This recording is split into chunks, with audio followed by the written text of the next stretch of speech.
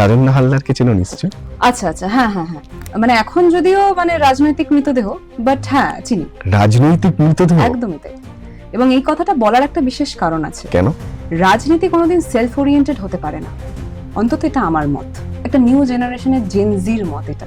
যেই কথাটা তুমি আমাকে বললে যে উপাসনা তোমার তো বয়সটা 24, তোমাকে জেনজি হিসেবে কনসিডার করতে পারি, আমি সেখান থেকেই বলছি যে আমাদেরকে বুঝতে হবে যে আমরা আগামীটাকে ভালো করতে চাই। আমাদের লড়াইটা নিজের জীবনটা ভালো করার নয়।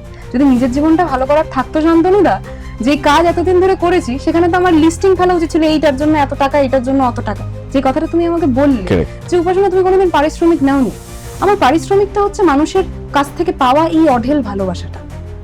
এবং সেখানে দাঁড়িয়ে আমার সত্যি খারাপ লাগে যে একটা ব্যক্তি এতটা সুযোগ পাওয়ার পরবর্তীতেও কিভাবে লোভে পা দিয়ে এই জায়গাটা আজকে অর্জন করলো। I am really sorry for, I feel sorry for that fellow. আমি একদম সত্যি কথা বলছি।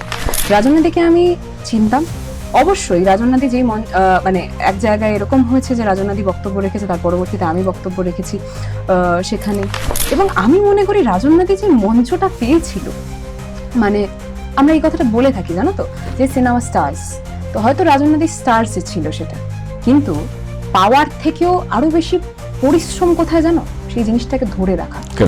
একদম ঠিক। রাজন্না হালদার ধরে রাখতে পারিনি, এবং রাজন্না হালদারের ওই লোকটা বেশ খুব সুন্দরভাবে স্পষ্ট প্রকাশ পেয়েছে। আজকে আমার মুখ থেকে তার নামটা সত্যি মনে হয় না যে প্রকাশ করাটা উচিত, কতটা ঠিক কতটা ভুল আমি জানি না, কিন্তু আমি মনে করি একটা বড় জেনারেশনের জন্য সে একটা কালো ধাপ্পা লাগিয়ে দিয়ে গেছে।